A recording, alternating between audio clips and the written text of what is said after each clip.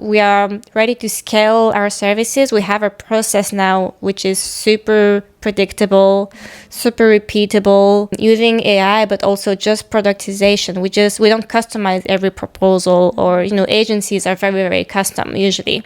So now it's same program, same package every time. And within this very, very defined structure, we can be creative. But the structure is very, very defined. The only thing that we need is to just get in front of more founders.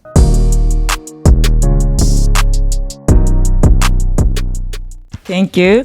So speaking of AI, so in your work routine and in your private, what kind of AI do you use and for what kind of activity? Yeah. Just curious. I think I've only scratched the surface of what AI can do. For me, I'm really heavy on ChatGPT agents. I use ChatGPT for everything. I have my email ChatGPT agent. I have my LinkedIn copywriter. I have a copywriter for actually every project with a specific tone of voice. Then I have my sort of business coach for ideation. More this kind of thing. So basically writing, and my sparring partner for reflection is ChatGPT, I would say. Then we've tried a bunch of tools, but the thing is, none of them for now, in terms of visual design, in terms of really design, match the quality that we're looking for.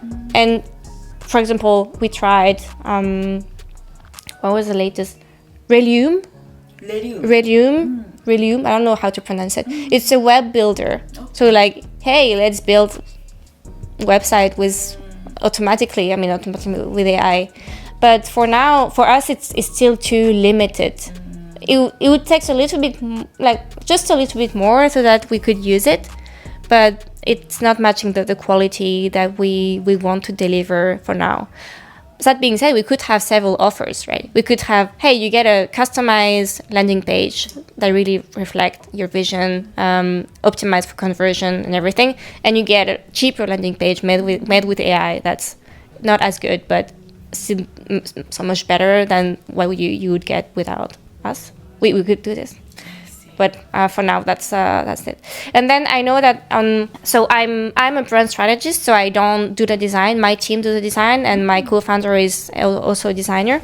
But I know, so I don't use too many tools like Figma on the daily basis. But I know Figma has a lot of great plugin right now, and I don't know if you use it, but Miro also has some AI functionality that I like for research or for to organize information. Yeah, I see. Yeah, actually, maybe I gonna cut. So I attended Miro Japan's event, Miro AI promotion event 3 days ago. Not intuitive. There are some AI icon, Kirorin icon with this star icon, but one or two, which is should I use? What can I say? Makes us confusion. Yeah, I get it. It's kind of, but you need to get used to it. Mirror new UI. I don't know if we're gonna leave this, but Mirror new UI is a little bit weird. I get confused as well, but not just with AI. The whole structure of it. Oh no! Yeah, I thought Miro is a good company, but not intuitive, and especially in Japan, decision maker, bucho people. Okay, we can purchase this software. These are over 50 years old per people.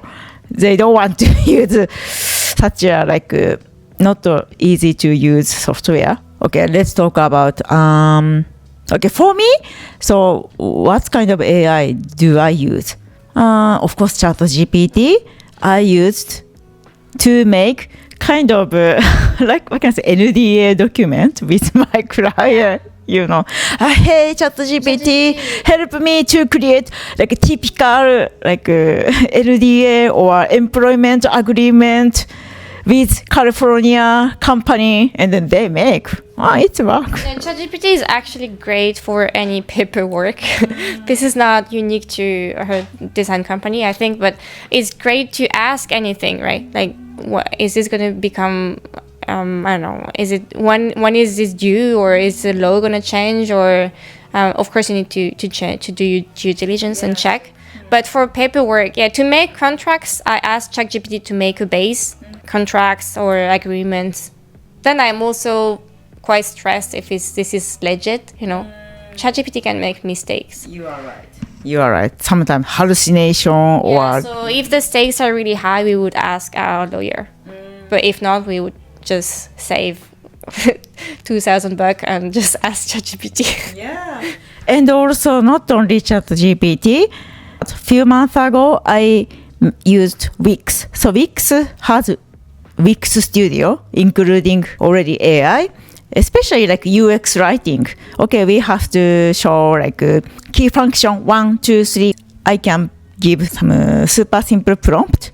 Okay, our website is for flower shop, blah, blah, blah, and then they can create, it's okay UX writing. We can deliver the owner, and the owner can fix. No, that's interesting. Right. In terms of design as well, so fix slides in Figma, this is not really AI, but it's sort of a new feature that they have, and still free. I think it's still free, I believe. And we're pretty excited about this because we don't have a pitch deck offer for now because it's not that cheap to make a beautiful pitch deck. And founders tend to think why it should be cheap because it's just a deck, right? It's not a website, but at the end, it's not so much different than a website in terms of workload. But with fixed slide, if you have a really good base, you can duplicate the design. You make a couple of pages, and then the rest of the pages are made automatically.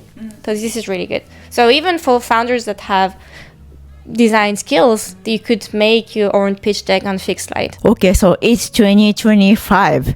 So tell us about your milestone in this year. Milestone meaning my goals. Yeah, like, your company goal and also your personal wish list or to-do list, whatever.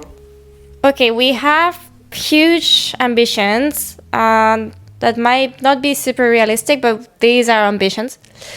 We want to reach $1 million in revenue and pretty much 100 founders that we have helped since the inception of the company. We think we can do it. Basically, we are ready in terms of resources. We are ready to scale our services. We have a process now which is super predictable, super repeatable, using AI, but also just productization. We don't customize every proposal, or agencies are very, very custom usually. So now it's same program, same package every time. And within this very, very defined structure, we can be creative. But the structure is very, very defined. And the only thing that we need is to just get in front of more founders. Founder means your clients. Yeah. So really multiply our reach. This is the goal. So how can we help more founders than we do right now? I think we've helped something like 40 founders so far. But I think right now we can take 2 more projects per month. We're just trying to figure out how we can do this. How we can build more awareness around this and reach more founders. This is a challenge. So far you guys already have amazing credential because of previous clients' recommendation. So how do you want to reach out or expand to potential clients? Yeah, that's a really good question. I think it's a challenge for a lot of designers when do designer in a company, and then if you become an owner, you realize that agency or studio business is a sales business basically. You need to think really deep about how you're going to sell it and how you're going to get in front of your customers. I think I'm betting on partnerships a lot. So this is called the Dream 50 technique. You make a list of your 50 dream partners. So you aim high. So I want that this person has this really great audience. How can I get in front of this audience? So you need to pitch them something that is interesting enough so that you get exposed to their audience. And in exchange, they need to get something, of course, whether it's money, which is called media, or knowledge, or fun, or our audience as well. So this is what we are betting on. So I think we're pretty well connected to the Japanese ecosystem. We're definitely not connected to the rest of the world. So we'll see what we can do in Japan to activate this. Then referral, of course, it's great, but it's not scalable, right? It's not predictable. So I'm betting on this. And then we'll keep doing guest speaking as well. We're doing educational events. I think just like bringing value to people and educating and helping them design will surely make them realize that it's great advice and it's also good to do it themselves. But sometimes you need some professional help just to boost, to give you a boost once in a while. I see, makes sense. That's why, as you mentioned, you guys hold a workshop in this month. And then this is good education for potential clients. The way I see it is if you're hungry, you can follow a recipe in a book and you'll make something. It can be pretty good. You can also go to a Michelin star restaurant and have food. It's food. Both are food. It's not the same quality. But depending on where you're at, stage where you're at or your priority, you might want to do it, follow a recipe, try to do it yourself. Or get we see ourselves as a Michelin star, maybe not super humble, but let's say we are the Michelin star food. So I think it's good that if you can DIY it, it's great, especially if you have some design skills. I think some founders don't need us. They could try. But if you need sometimes you need some professional help, especially at the beginning, so that over time you can DIY. I see. I love that. Speaking of DIY, I like your cozy house. Thank you. Yeah, so pretty. Yeah, many books. So I think, as a designer / entrepreneur, so always you tend to think job or work. But I believe you like creation to get new inspiration or something. Maybe like making actual things. Even cooking, like organizing pretty house. How do you get inspiration of creation? Even just a hobby. If you have something, please tell us. Inspiration. I think you have the inspiration that comes from actual output, like work from others. So like just during your, this is basic benchmarking. Here you spend time on social media or just looking at the sites that you like. This is one thing. But also you have the inspiration that comes from life. Just meeting a lot of different people. The reason why we moved to this house is also that we have 2 guest rooms so that we can have people over from everywhere. Nice. And I think Japan is really hot right now, so everyone wants to come. And it's very precious to have different type of people staying over and spending some time with you and just reminding you that you do have very different ways of living and thinking. And this is important because you can easily get stuck in a bubble here. Even though if you're an entrepreneur and you're in the startup ecosystem, it's pretty diverse because it's pretty random, right? The type of people that become entrepreneurs is quite random and not so predictable. So this is what I like, just encounter. So it's a habit of making time for meeting new people. Every Friday, I try to lunch or have coffee with a new person. Oh, nice. The other time it was you. Yes. Today also Friday. Yeah. 2 times. You have 2 slots. Precious Friday. I see. And I think it's helping me a lot. Just having some inspiration that at some point it will click. Just connecting the dots. Connecting the dots. Yeah. I love this word. I see. Okay, Apolline, amazing. Thank you so much for your precious time and amazing storytelling. It was a pleasure. Yeah. Okay. Bye-bye. Bye. the 3 key takeaways from Conversation with Apolline Part 3. 1.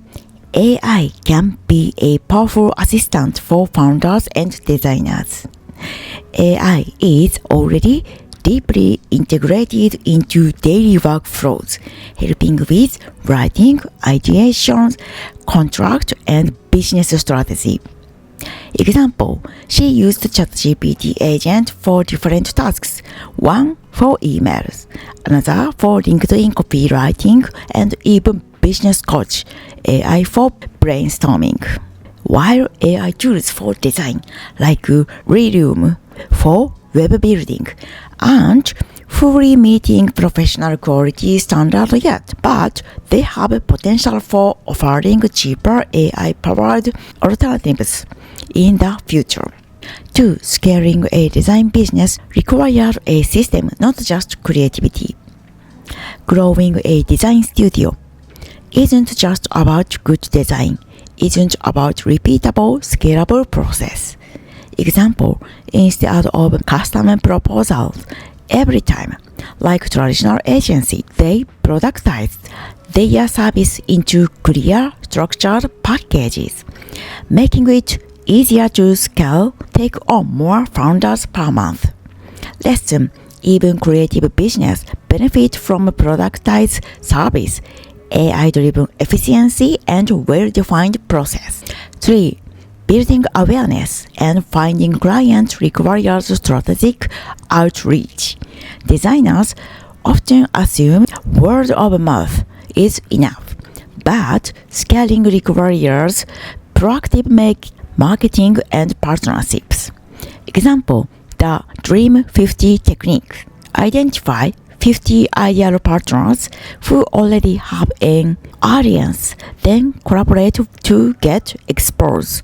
Her company also hosts workshops and educational events to provide value while subtly showcasing expertise, just like a Michelin star restaurant offering a cooking class to attract potential customers. Okay, thank you so much for watching our episode today. We hope this conversation will help your future and career. If you like it, please subscribe us and give your like. Okay, thank you so much. Bye bye. またね。